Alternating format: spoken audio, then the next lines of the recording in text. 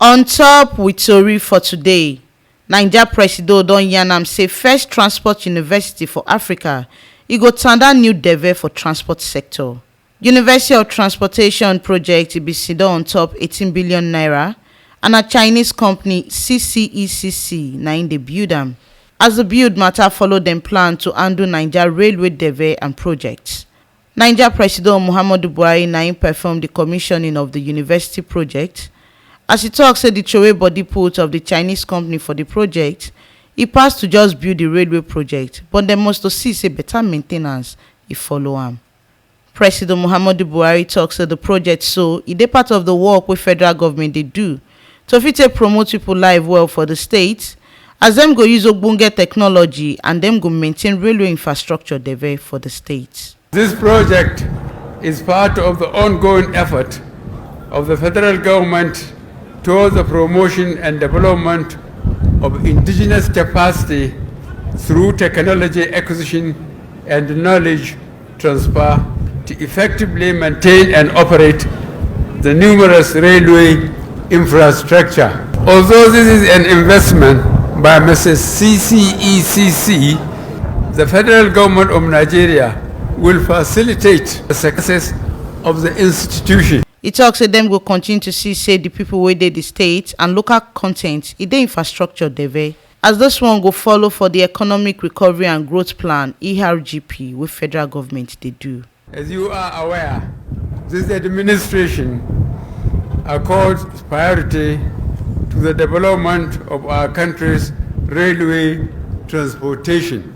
The project is expected to have multiplier effects on the economy as well as on life of students and Nigerians in general. It is therefore imperative for host communities and general public to support government efforts by cooperating with the contractors in safeguarding and protecting these valuable investments and assets. Katsina State Governor Aminu Bello Masari e don sharp approve 413 hectares of land, the one wey dem go use for the university project, as in salute President Muhammadu Buhari sake of say na im make am easy for dem to fit tanda the school put for the state. I wish to assure the federal government that Katsina State government will provide all the necessary support and assistance for the successful execution of this project. Minister of Transportation Rotimi Amechi himself dey gidigba for this commissioning, as he tok say sabi say the university for Daura e go help transport sector waka well for the country. I have no regret, Mr. President, citing this university where I have cited, and I repeat quickly that I was influenced by nobody.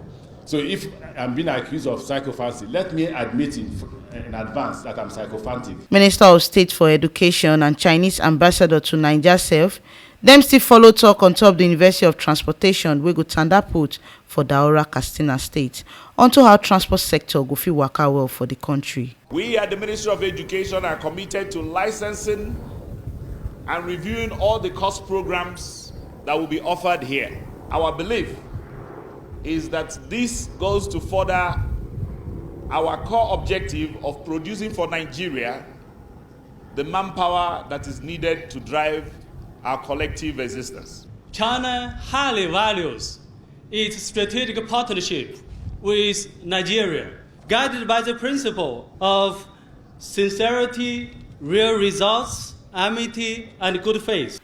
Na here we see the informate reach as Naija Presido DonYarn say first transport university for Africa.